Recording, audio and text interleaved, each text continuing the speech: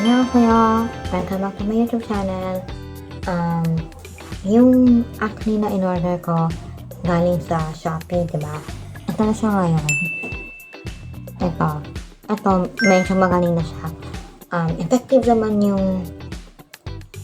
naman yung product na yon.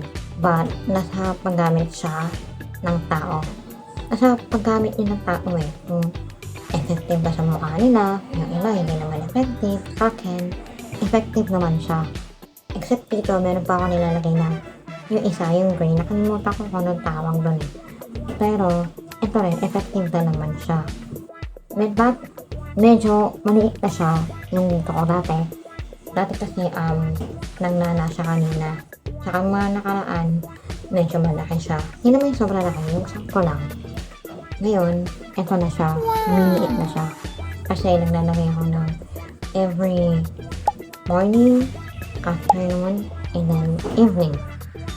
Para matesting talaga yung product kung effective. Kasi magaganda yung ratings niya. Hinignan ko yung shop na yun na wala siyang isa. Kasi kung meron pangit, hindi naman ako bibili. Ginagawa ko to para may mga mamili na iba pang mga customer na interested dito sa product na to. Pero okay naman siya. Naglagay ulit ako bago pumunta sa church. Tingnan natin kung ano mangyayari. Pati na rin bukas, maglalagay ako. Tsaka mamayang gabi. So, tingnan natin kung ano na mangyayari. Pati ito sa mic na to, 2 days ko na siyang ginagamit.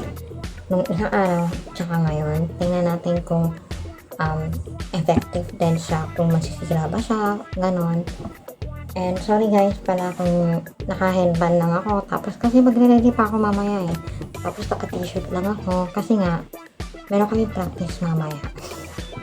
Mga 3:30. Pero ngayon, magre-ready na ako para sa Bible study namin later. And then, ito lang, pang reviews lang sa Shopee. Pero di ako gaya-gaya. Originality ko to. Hindi naman parket na nagre-rate ako ng mga products. Gaya-gaya na ako dun sa isa.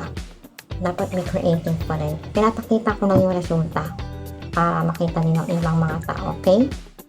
Ayun sa'yo. Salamat sa mga nanood. Kamsahamnida.